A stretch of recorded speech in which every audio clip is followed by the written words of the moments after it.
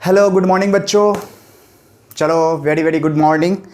आज हम लोग अपने सिलेबस को आगे बढ़ाते हुए लास्ट क्लास को हम लोगों ने इलेक्ट्रिक फील्ड के बारे में पढ़ा था और कुछ प्रॉब्लम्स भी हम लोग बनाए थे। इलेक्ट्रिक फील्ड पर एक सिंगल चार्ज के कारण क्या होगा, एक मल्टीपल चार्ज के कारण क्या होगा, उसमें हम कुछ क्वेश्चंस बनाए थे और भी क्वेश्चंस हम ऐसे पढ़ते रहेंगे।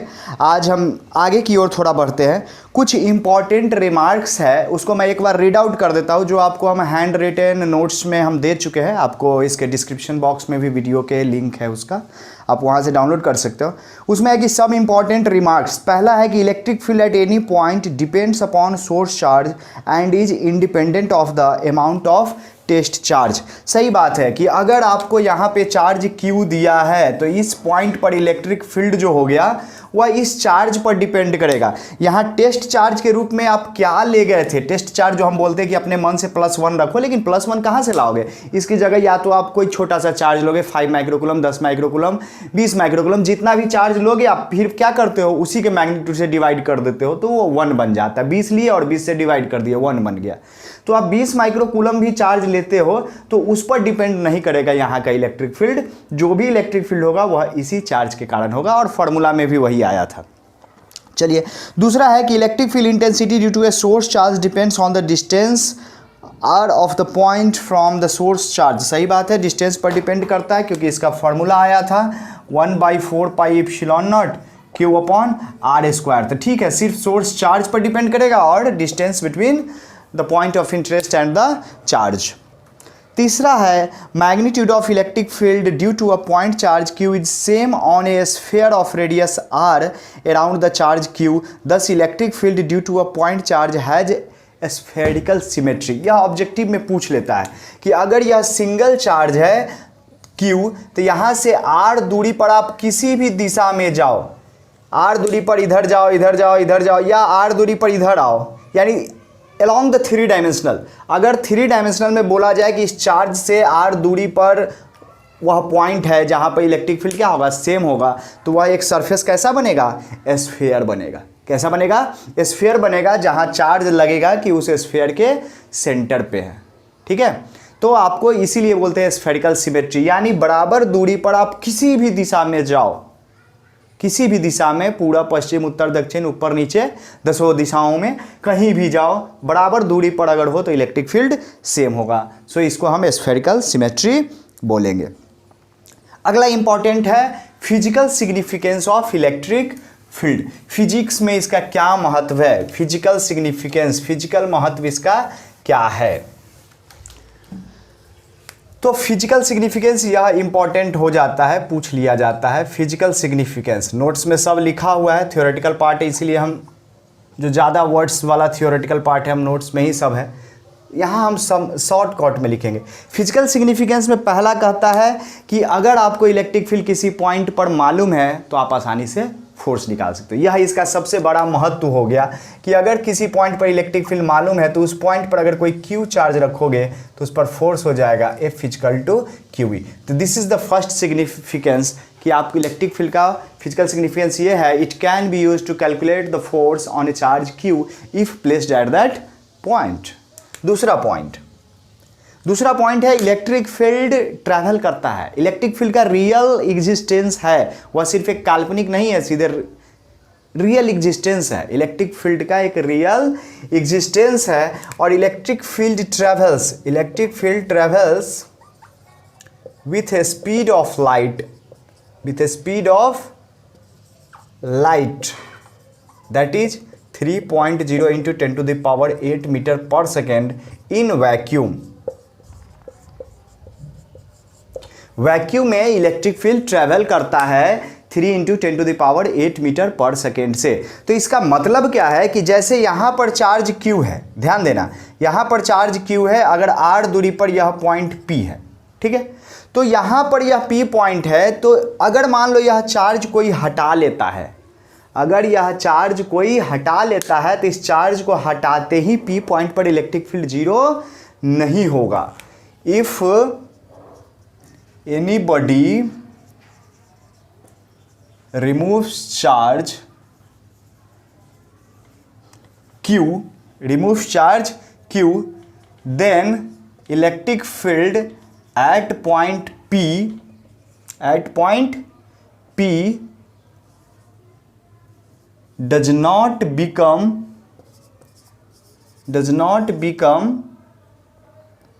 zero exactly at the time Q was removed। Exactly उस टाइम पर जीरो नहीं होता है जिस टाइम पर Q को हटाया गया था, Q was removed, but it becomes zero, यह जीरो हो जाता है, it becomes zero after time, कितना समय लगेगा? अगर यहां से चार्ज हटाते हो तो यह इसके हटने की खबर, Q चार्ज के हटने की खबर P के पास कुछ देर बाद पहुंचेगा। इस खबर काफ़ी तेज पहुंचता है, लेकिन उसका भी एक स्पीड है 3 × 10⁸ मीटर पर सेकेंड। अगर उसके आने का स्पीड इतना है तो जाने का भी स्पीड यही है। अगर यह चला गया यहाँ से तो इस बात का खबर इसको कितना देर बाद पहुंचेगा? डिस्टेंस बटा स्पीड, यानी R/c। इस C4 इसको हम C से रिप्रेजेंट करते हैं। R/c टाइम के बाद यह पता चलेगा। फिर वाइस वर्सा, इसका उल्टा भी, कि कोई पॉइंट P है, कोई पॉइंट अगर P है और यहाँ पर Q चार्ज कहीं से लाया गया, इस केस में हम बोल रहे हैं कि Q को हटाया गया, यहाँ पर Q चार्ज को लाया गया, यह दूरी R है, तो इस Q को लाते ही यहाँ पर इलेक्ट्रिक फील्ड नहीं आएगा। अगर यह चार्ज Q लाए हो तो उसके लाते ही यहाँ पर इलेक्ट्रिक फील्ड नहीं आएगा, बल्कि एक समय लगेगा, और वह समय लगेगा T = R/c। T = R/c time के बाद वहाँ इलेक्ट्रिक फील्ड होगा। यानी जो भी यहाँ पे हलचल हो रही है, उस हलचल को यहाँ तक पहुँचने में R/c समय लगता है। इसी हलचल, इसी डिस्टरबेंस को, यही डिस्टरबेंस इलेक्ट्रोमैग्नेटिक वेव को जन्म देता है। किसको देता है? इलेक्ट्रोमैग्नेटिक वेव को। कि अगर किसी पॉइंट पर यू वेरी इलेक्ट्रिक फील्ड, अगर आप इलेक्ट्रिक फील्ड चेंज करते हो तो उसके चेंज का इंफॉर्मेशन, वह हलचल, वह डिस्टरबेंस एक मैग्नेटिक फील्ड को भी जन्म देता है, और वह दोनों इलेक्ट्रिक फील्ड और मैग्नेटिक फील्ड आपस में मिलकर इलेक्ट्रोमैग्नेटिक वेव बनाता है, और वह इलेक्ट्रोमैग्नेटिक वेव एक पॉइंट से दूसरे पॉइंट पर ट्रैवल करता है, और उसके पास इंफॉर्मेशन हुआ इसको हटने का। यानी electromagnetic wave carries information and as well as energy, और उसके पास एक एनर्जी होता है। तो तीसरा फिजिकल सिग्निफिकेंस हो जाएगा, तीसरा physical significance, electric field carries energy, electric field carries energy in the form of electromagnetic wave. Electromagnetic wave के फॉर्म में इलेक्ट्रिक फील्ड एनर्जी को कैरी करता है, और हम आगे चल के पढ़ेंगे वह एनर्जी जो होता है, एनर्जी डेंसिटी इसको बोलते हैं। एनर्जी डेंसिटी मतलब एक यूनिट वॉल्यूम में, अगर इस पूरे एरिया में इलेक्ट्रिक फील्ड है तो एक यूनिट वॉल्यूम ले ले कि इस यूनिट वॉल्यूम में कितना एनर्जी स्टोर है, तो वह एनर्जी हो जाएगा 12ε0 E²। इसको हम बाद में प्रूफ करेंगे नेक्स्ट चैप्टर में, यह अभी हम फिलहाल लिख देते हैं। ठीक है,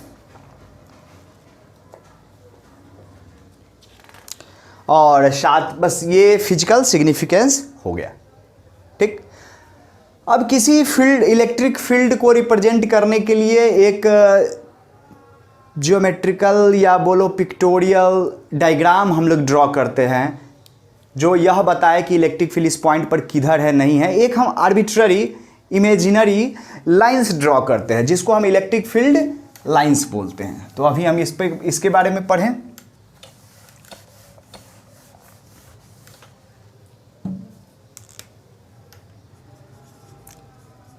इलेक्ट्रिक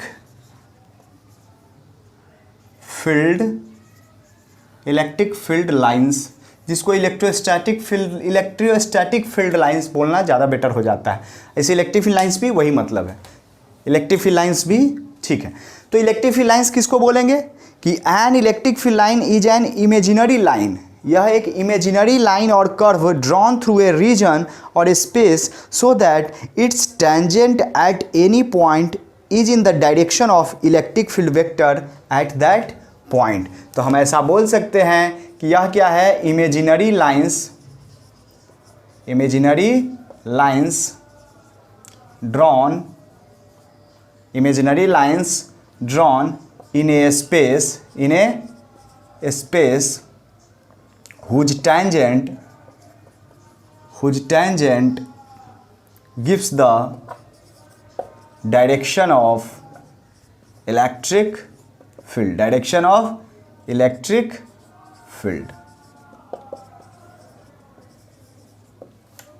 और दूसरा है the concentration of field lines is proportional to magnitude of electric field या इंटेंसिटी ऑफ इलेक्ट्रिक फील्ड। ठीक है, तो इलेक्ट्रिक फील्ड लाइंस, ये तो आप लोग 10वां में ही पढ़े थे, जैसे मैग्नेट के चारों तरफ मैग्नेटिक फील्ड होता है, उसी मैग्नेटिक फील्ड लाइंस, उसी तरह इलेक्ट्रिक फील्ड लाइंस। तो कुछ कॉमन इलेक्ट्रिक फील्ड लाइंस में सबसे पहला हम ड्रॉ करेंगे एक पॉजिटिव चार्ज का, एक पॉजिटिव चार्ज। तो पॉजिटिव चार्ज यहाँ पर रखोगे, मान लो कोई टेस्ट चार्ज रखते हो, तो इस पर इलेक्ट्रिक फील्ड क्या होगा, इधर होगा। तो यहाँ से इलेक्ट्रिक फील्ड लाइन से, और इधर रखोगे तो इधर होगा, इधर रखोगे तो इधर होगा, इधर रखोगे तो रिपेल करेगा ना, +1 चार्ज रखोगे। तो इसका मतलब है कि इससे इलेक्ट्रिक फील्ड लाइंस ऐसे बाहर की ओर निकलेगा।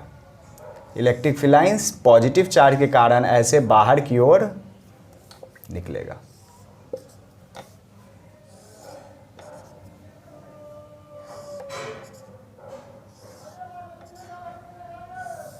यह हो गया इलेक्ट्रिक फील्ड लाइंस, किसके कारण, पॉजिटिव चार्ज के कारण। और एक बहुत नोट करने वाली बात है, electric field at the location of charge due to its own is 0। किसी चार्ज के पोजीशन पर उसके खुद के कारण इलेक्ट्रिक फील्ड 0 होता है। क्या है, electric field at the location of charge due to its own charge is 0। उसके अपने ही चार्ज के कारण उसके अपने पोजीशन पर इलेक्ट्रिक फील्ड 0 होता है। उसके जस्ट बाद से इलेक्ट्रिक फील्ड का वैल्यू बढ़ जाता है। और देख रहे हो कि धीरे धीरे अगर इलेक्ट्रिक फील्ड के कंसंट्रेशन को ध्यान में रखा जाए, तो यहाँ पर अगर कोई ले, यहाँ पर कंसंट्रेशन क्या है इलेक्ट्रिक फील्ड का, ज़्यादा है। अगर यही दूर चले जाएं हम, तो यहाँ कंसंट्रेशन क्या है, दूर इलेक्ट्रिक फील्ड है। तो इलेक्ट्रिक फील्ड यहाँ से दिख रहा है कि electric field lines per unit अगर एरिया करोगे तो मालूम चलेगा कि यहाँ पर ज़्यादा है और यहाँ पर कम है। तो धीरे धीरे इलेक्ट्रिक फील्ड घट रहा है। इलेक्ट्रिक फील्ड धीरे धीरे क्या है, घट रहा है। डन। चलिए उसके बाद एक ड्रॉ करते हैं नेगेटिव चार्ज के कारण।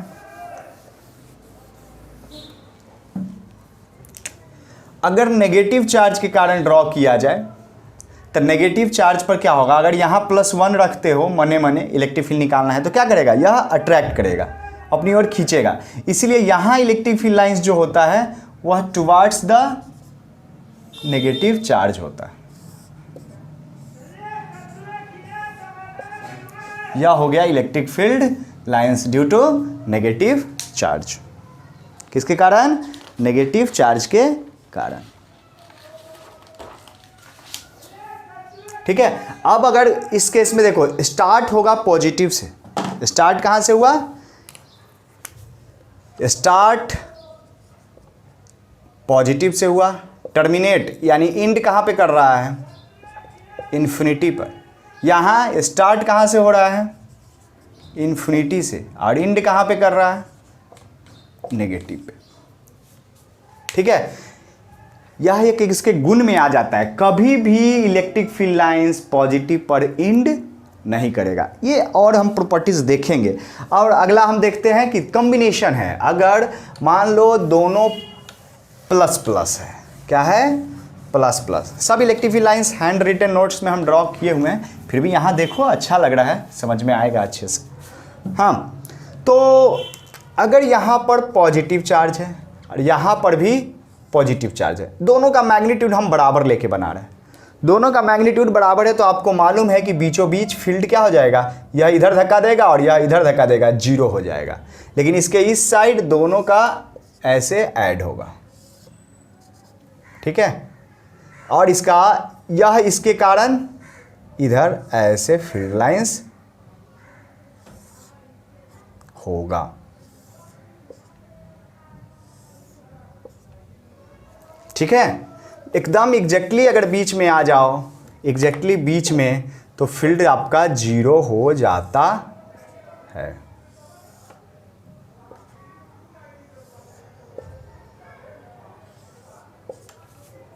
ऐसे फील्ड लाइंस हम ड्रॉ कर सकते हैं।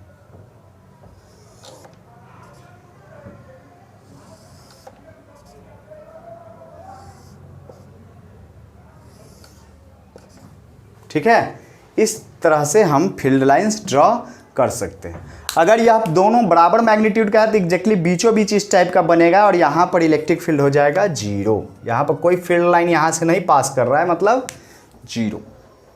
और ऐसा नहीं है कि इस फील्ड लाइंस के बीच में दूसरा फील्ड लाइन नहीं होगा, हम लोग अपना एक गैप लेके, एक स्केल लेके ड्रॉ कर रहे हैं, तो फिर यहाँ पे इतना दूरी है तो यहाँ पे इतना दूरी हो गया। नहीं तो और अगर इस बीच में ड्रॉ करेंगे तो इधर भी हमको ड्रॉ करना पड़ेगा, फिर सब में ड्रॉ कर, एक स्केल पर लेके काम करेंगे। ठीक है, तो ऐसे ही करना है। अगर एक प्लस है और एक माइनस है और माइनस माइनस भी रहे तो सेम सिमिलर ग्राफ होगा, सिर्फ डायरेक्शन क्या होगा, बदल जाएगा। माइनस माइनस होगा, ध्यान दो, माइनस माइनस अगर होगा तो सिर्फ क्या होगा, डायरेक्शन बदल जाएगा, यानी यह अवे फ्रॉम पॉजिटिव चार्ज जा रहा है, उस केस में टुवार्ड्स द पॉजिटिव चार्ज जाएगा। लेकिन अगर एक प्लस है और दूसरा माइनस है तो यहाँ क्या होगा, इलेक्ट्रिक फील्ड लाइंस ऐसे, दोनों अगर बराबर बराबर मैग्नीट्यूड का है तो अगर भिन्न चार्ज बराबर बराबर है तो कहीं पर इलेक्ट्रिक फील्ड जीरो नहीं होगा। ऐसे यहाँ पे +1 रखोगे तो यह इधर धक्का देगा, यह खींचेगा तो इधर होगा फील्ड लाइन, यानी पॉजिटिव से नेगेटिव के तरफ होगा, पॉजिटिव से नेगेटिव के तरफ। इस तरह से फील्ड लाइंस ड्रॉ किया जा सकता है। इस केस में नेगेटिव के तरफ आएगा। बस कितना सुंदर लग रहा है। तो यह हो जाएगा अगर प्लस माइनस है तो। बस ध्यान देना है, अगर इधर माइनस इधर प्लस कर देंगे तो प्लस से निकलेगा और माइनस में जाके खत्म होगा। यानी हम इस बात को हाईलाइट कर दें, स्टार्ट्स होगा पॉजिटिव से और एंड करेगा नेगेटिव पर। ठीक है, स्टार्ट होगा पॉजिटिव से, एंड करेगा नेगेटिव पर इलेक्ट्रिक फील्ड लाइंस। ठीक है, चलिए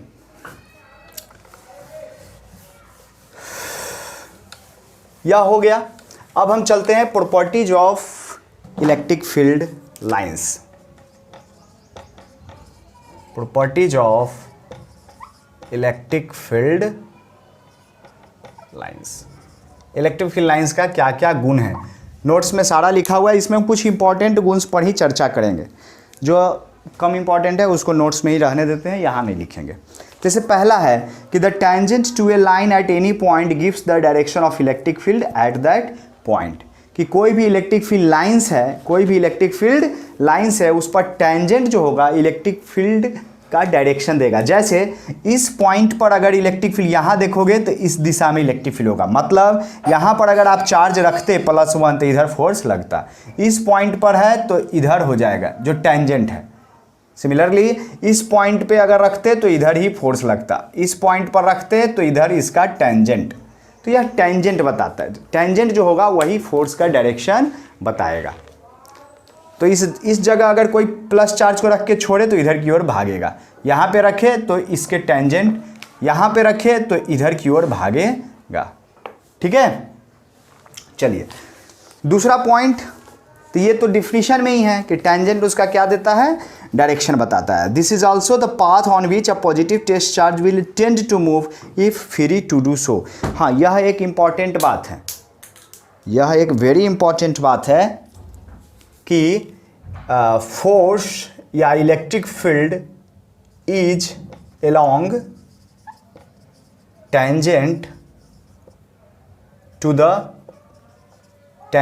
electric field lines. So force on positive charge acts toward tangent. तो यह इधर इस पर फोर्स लगेगा तो यह इधर मूव करना चाहेगा। सो ये पॉजिटिव चार्ज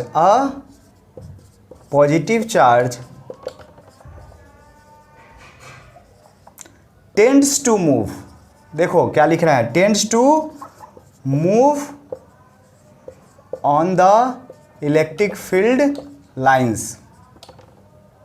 वह मूव करना चाहता है, इलेक्ट्रिक फील्ड लाइंस पर मूव करना चाहता है, but it could not actually move on this path after gaining some momentum. जैसे देखो, गौर से देखो कि अब अगर यहाँ पे है, यह इधर मूव करना चाहता है, लेकिन उसके पास जब वेलोसिटी आ जाएगा, मोमेंटम आ जाएगा, तो वो आगे की ओर भागना चाहेगा, तो वो फिर ये मोड़ेगा, लेकिन मोड़ेगा और यह आगे की ओर भाग रहा है, तो एग्जैक्टली इस पाथ पर नहीं आ पाएगा। तो वही लिखे हैं, it could not actually moves on this path exactly उस पाथ पर मूव नहीं करता। हाँ, उस टेंडेंसी उसका जरूर होता है कि हम उस पाथ पर जाए, लेकिन वेलोसिटी की वजह से क्या होता है कि वहाँ पे नहीं होता है। जैसे कि आप दौड़ लगा रहे हो, जैसे एक लाइन है, स्टॉपिंग लाइन है, कि वहाँ पे आपका दौड़ खत्म हो जाता है, लेकिन क्या वहाँ जाते ही रुक जाते हो? नहीं। क्यों? क्योंकि आपके पास मोमेंटम आ जाता है। अगर आपके पास मोमेंटम हाई है तो आप वहाँ नहीं रुक पाओगे, यू विल मूव अवे, आप वहाँ से दूर चले जाओगे। लेकिन अगर यही वेरी स्लोली अगर चार्ज को मूव कराया जाए, मतलब ऐसे सरफेस पर फील्ड लाइंस है जहाँ पे काफ़ी ज़्यादा फ्रिक्शन है, वेरी स्लोली अगर चार्ज मूव करेगा तो यस, वह जो भी एनर्जी जैसे वह गेन कर रहा है, काइनेटिक एनर्जी इलेक्ट्रिक फील्ड की वजह से फोर्स लगा मूव किया, लेकिन जो एनर्जी गेन कर रहा है अगर वह एनर्जी उसका खत्म होता चला जाए, बहुत ज़्यादा स्पीड गेन ना कर पाए, धीरे धीरे मूव करे, तो धीरे धीरे मूव करेगा तो वह कोशिश करेगा इलेक्ट्रिक फील्ड लाइंस पर, और वह वेरी करीब टू इलेक्ट्रिक फील्ड लाइंस, मतलब very near to electric field lines. ठीक है, इलेक्ट्रिक फील्ड लाइंस के काफ़ी करीब से ही लगभग वो मूव करेगा। ठीक है, लेकिन स्लो रहेगा तब, फास्ट रहेगा तब नहीं। इस बात को लिख लो, अगर स्लो रहेगा तभी वह इलेक्ट्रिक फील्ड लाइंस पर मूव करेगा। यानी हम लिख सकते हैं कि very slow positive charge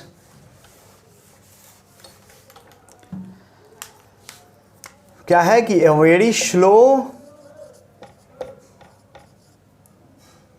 moving charge, positive charge will follow the path as field lines। जैसा फील्ड लाइंस है वैसा ही पाथ कवर करेगा, अदरवाइज नहीं करेगा। डन। दूसरा है मोस्ट इंपॉर्टेंट, दूसरा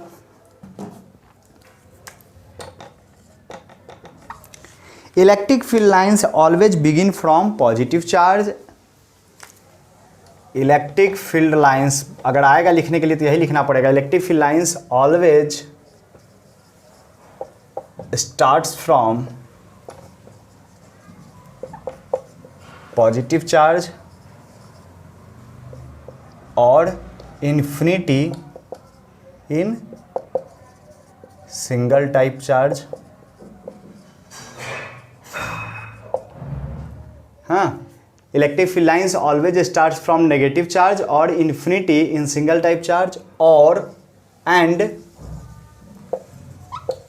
इंड्स एट नेगेटिव और at infinity in single type charge. कहने का मतलब क्या है कि आप पॉजिटिव चार्ज से शुरू होगा, हमेशा पॉजिटिव चार्ज से शुरू होगा, लेकिन अगर पॉजिटिव चार्ज सिस्टम में रहेगा तब ना। अगर सिस्टम में मान लो पॉजिटिव चार्ज है ही नहीं, सिर्फ नेगेटिव चार्ज है, तब वह कहाँ से शुरू होगा? इन्फिनिटी से। सिस्टम में if only negative charge then electric field lines will start from infinity and its at negative, और वह हमेशा ख़त्म कहाँ पे होता है? नेगेटिव पे। लेकिन अगर सिस्टम में नेगेटिव चार्ज नहीं है तो कहाँ ख़त्म होगा? इन्फिनिटी पर। अगर सिस्टम में सिर्फ पॉजिटिव चार्ज है तो स्टार्ट तो हो जाएगा पॉजिटिव से, लेकिन ख़त्म होगा इन्फिनिटी पर।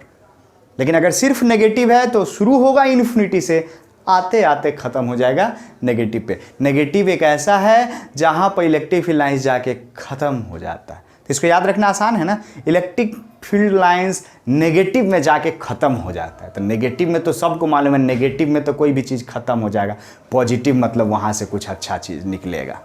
तो पॉजिटिव से इलेक्ट्रिक फील्ड लाइंस निकलेगा, नेगेटिव में जाके ख़त्म।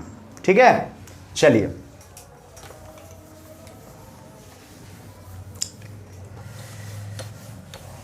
तीसरा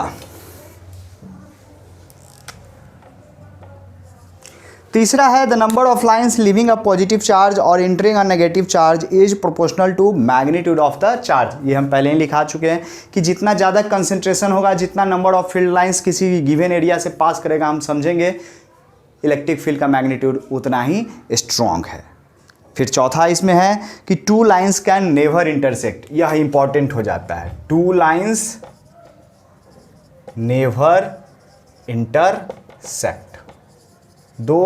यह कभी इंटरसेक्ट नहीं करता है। इसका कारण भी पूछता है कि क्यों नहीं इंटरसेक्ट करता है। कि मान लो अगर इंटरसेक्ट करता, इफ इट इंटरसेक्ट, अगर यह इंटरसेक्ट करता है तो at point of intersection there will be two direction of electric field. तो यहां हम लिखेंगे if it does so, if it does so, अगर ऐसा करता है देन देयर विल बी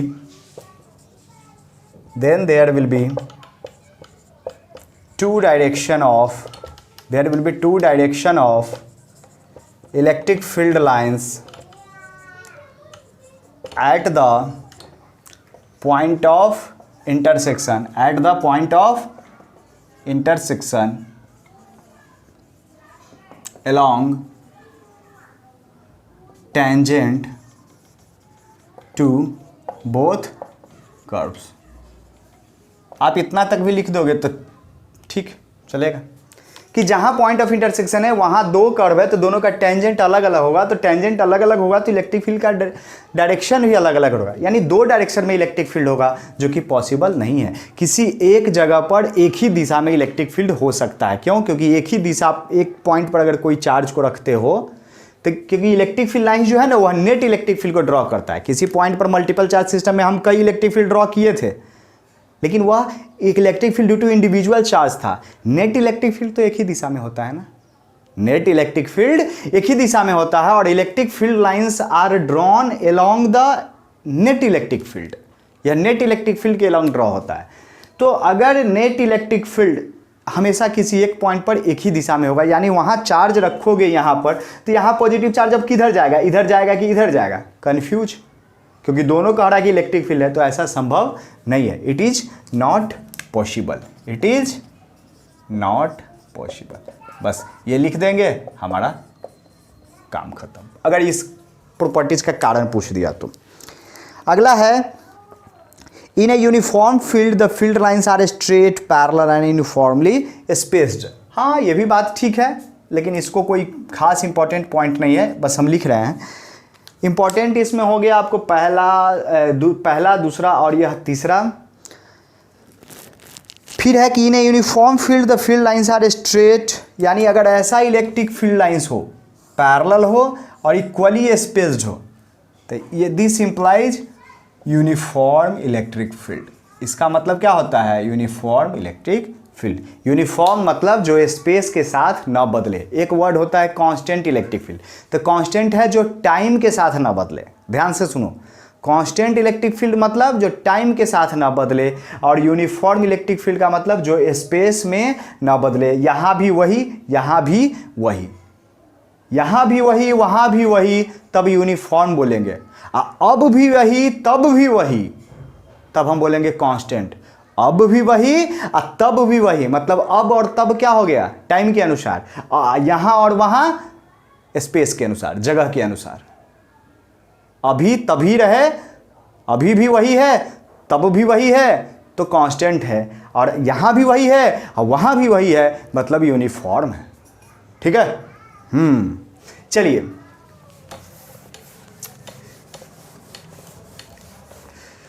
उसके बाद है the electric field lines due to a charge और a system of charge never form closed loops.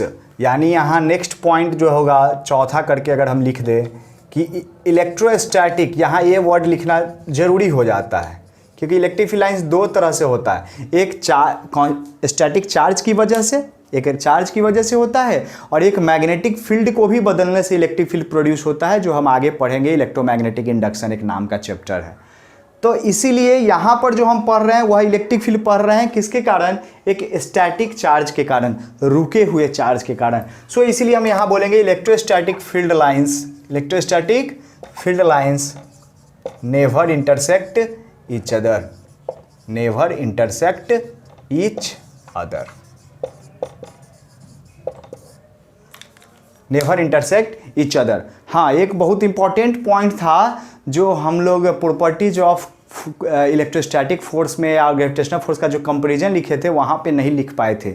एक बहुत इंपॉर्टेंट पॉइंट है, जहाँ भी वो नोट्स लिखे होंगे, comparison between Coulomb force and electrostatic force, तो वहाँ एक चीज़ लिख लेना, electrostatic force and gravitational force, कि electrostatic force and gravitational force both are conservative in nature, both are conservative in nature। तो जहां कंजर्वेटिव इन नेचर होता है वहां total work done in close loop क्या होता है, जीरो होता है। Total work done in close loop zero. So work done in closed loop by a conservative force is zero, by a conservative force is zero. तो इसको दो कारण से समझाया जा सकता है कि इलेक्ट्रिक फील्ड लाइंस अगर क्लोज लूप क्यों नहीं बनाता है, तो इसका दो कारण दिया जा सकता है कि इफ इट डू सो, अगर ऐसा यह करता है, इफ इट डू सो, अगर यह ऐसा, इफ इट डज सो, अगर यह ऐसा करता है, क्लोज लूप का मतलब यह हुआ क्लोज लूप। ध्यान देना, ऐसा भी क्वेश्चन एग्जाम में दे सकता है।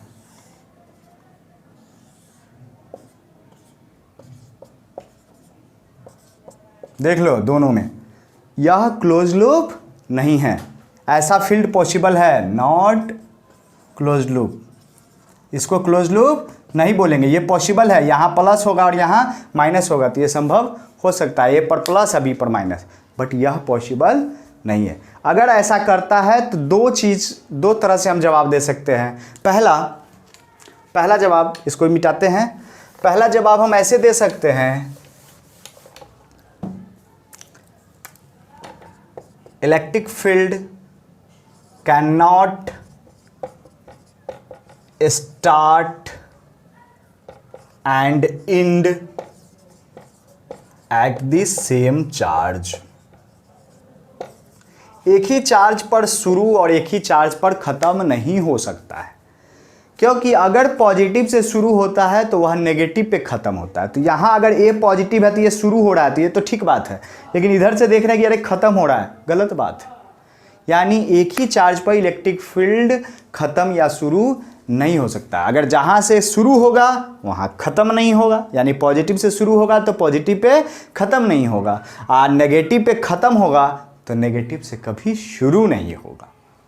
तो क्लोज लूप बनाने के लिए क्या होता है, क्लोज लूप बनाने का मतलब है कि एक ही जगह खत्म भी हो रहा है और उसी जगह से शुरू भी हो रहा हो, which is not possible, which is not possible. तो एक यह कारण दिया जा सकता है। दूसरा कारण दिया जा सकता है कि अगर यह क्लोज लूप बनाता है तो वर्क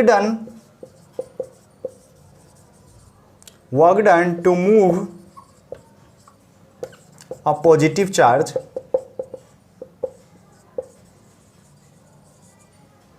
या सीधे चार्ज लिखो, पॉजिटिव चार्ज या हम चार्ज लिखते हैं, मन में पॉजिटिव चार्ज लेके समझाएंगे हम।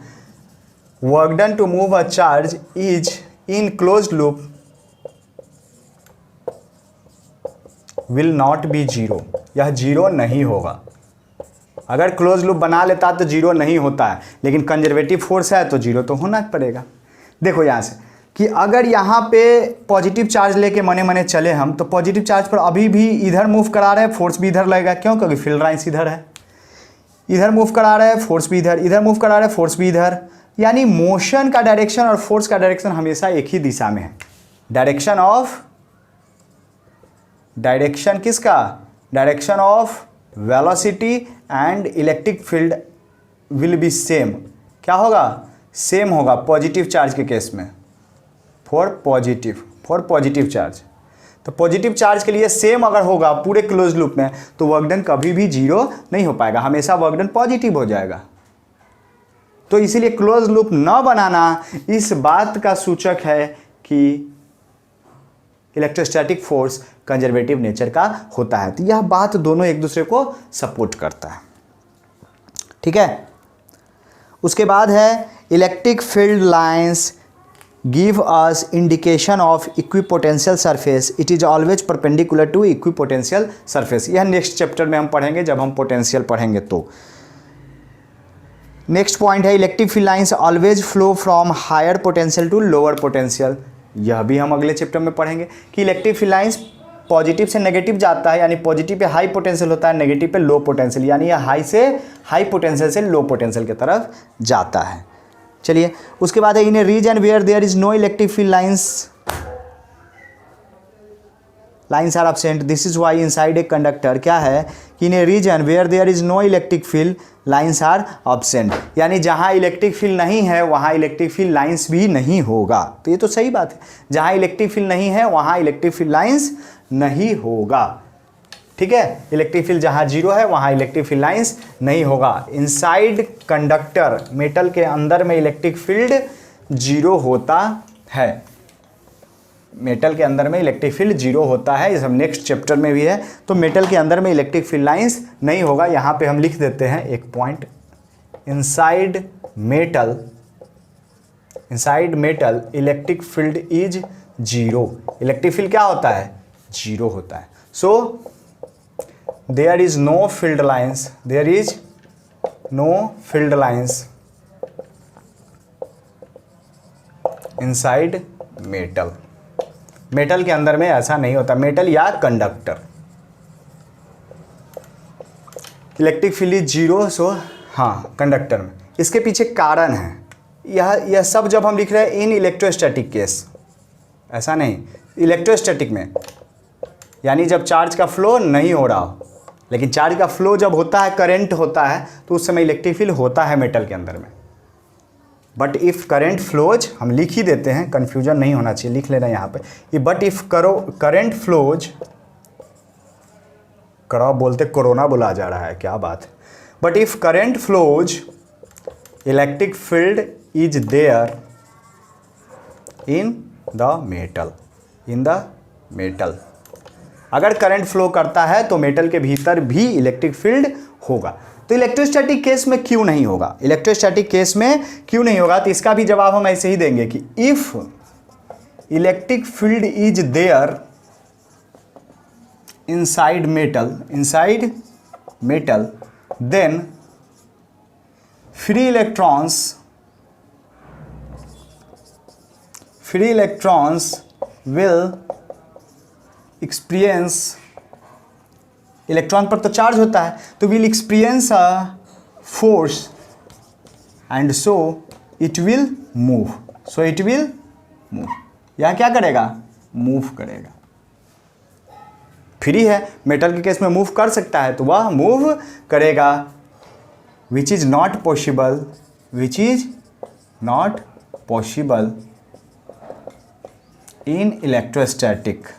इलेक्ट्रोस्टैटिक, अगर आप बोल रहे हो कि सब कुछ रुका हुआ है तो फिर इलेक्ट्रॉन कैसे फ्लो करेगा? इलेक्ट्रॉन कैसे फ्लो करेगा अगर सब कुछ रुका हुआ है? तो इलेक्ट्रोस्टैटिक कंडीशन में इलेक्ट्रॉन फ्लो नहीं करेगा। तो इसका मतलब है कि अगर इलेक्ट्रिक फील्ड आप ऑन करोगे ना तो उसी समय इलेक्ट्रॉन फ्लो कर जाएगा और तब तक फ्लो करेगा जब तक इलेक्ट्रोस्टैटिक कंडीशन ना हो जाए, और जैसे ही इलेक्ट्रोस्टैटिक कंडीशन आ गया तो मेटल के अंदर में इलेक्ट्रिक फील्ड जीरो हो जाएगा। मेटल के अंदर इलेक्ट्रिक फील्ड क्या हो जाएगा? जीरो हो जाएगा। ये चीज़ है। नेक्स्ट पॉइंट है कि इलेक्ट्रिक फील्ड जो होता है मेटल पे परपेंडिकुलर होता है। मेटल पे क्या होता है? परपेंडिकुलर। इलेक्ट्रिक फील्ड लाइंस जो है वह परपेंडिकुलर होता है on the surface of metal, on the surface of metal. तो भैया इसका कारण क्या बोल सकते हो? मेटल पे क्यों परपेंडिकुलर है? मान लेते हैं इफ इस कंट्राडिक्टरी से ही इस बात को प्रूफ करते हैं। If it is not so, अगर यह परपेंडिकुलर नहीं है, मान लो ऐसा है इलेक्ट्रिक फील्ड परपेंडिकुलर नहीं है, थीटा है, यह मेटल सरफेस है,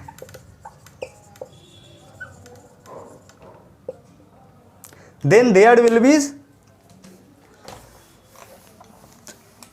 there will be some component of electric field। तब इस इलेक्ट्रिक फील्ड का एक कंपोनेंट इधर भी हो जाएगा और एक हो जाएगा परपेंडिकुलर। इलेक्ट्रिक फील्ड का दो कंपोनेंट हो जाएगा, हो जाएगी नहीं? then there will be a component of electric field along the metal surface, along the metal surface या कंडक्टर, और वह क्या हो जाएगा? E cos theta. E cos theta इधर कंपोनेंट हो जाएगा। अब इस कंपोनेंट के बदौलत, इस कंपोनेंट के कारण इस पर का इलेक्ट्रॉन क्या करेगा? Because of this electron on surface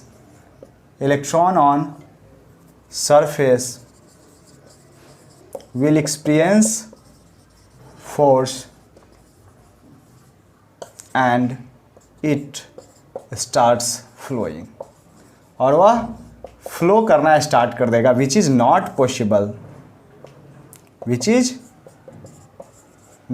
possible in electrostatic condition. In electrostatic में यह संभव नहीं है कि चार्ज फ्लो करे, तो फिर वो इलेक्ट्रोस्टैटिक रहेगा नहीं। कर सकता है फ्लो, लेकिन फिर उसको इलेक्ट्रोस्टैटिक मत बोलना।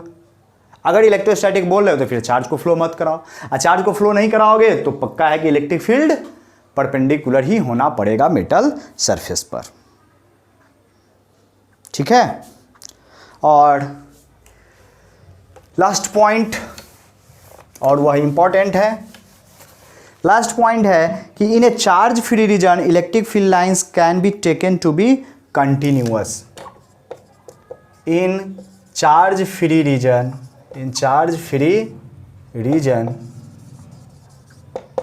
Electric field lines are continuous.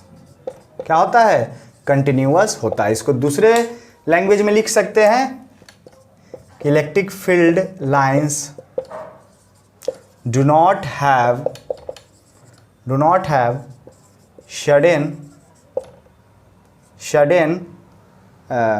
electric field lines do not have sudden break और start। तो इसका भी कारण आप यही लिख सकते हो कि इलेक्ट्रिक फील्ड लाइंस हवा में सीधे ख़त्म नहीं हो सकता है। इलेक्ट्रिक फील्ड लाइंस, इसका कारण लिख सकते हो कि electric field lines starts from positive and inside in a given region, it cannot start or end can not start or end in free space. Free space में वह स्टार्ट या ख़त्म नहीं हो सकता है, इसीलिए वो सडन ब्रेक और सडन स्टार्ट नहीं होगा, सडन ब्रेक या सडन स्टार्ट नहीं होगा इलेक्ट्रिक फील्ड लाइंस का। ठीक है, तो यह हम लोग पढ़े इलेक्ट्रिक फील्ड लाइंस का कुछ प्रॉपर्टीज। आज के लिए बस इतना ही। अगले क्लास को हम लोग आपको पढ़ेंगे फिर continuous charge distribution, continuous charge distribution पर आधारित electric field and electric field lines, और फिर पढ़ेंगे हम इलेक्ट्रिक डाइपोल। है इलेक्ट्रिक फील्ड से ही रिलेटेड इसमें अच्छा खासा है। तब लास्ट में आता है most important topic of this chapter, Gauss law. तो चलिए आपसे पुनः भेंट अगले क्लास में होगी। खुश रहो, मस्त रहो, पढ़ते लिखते रहो। Bye bye.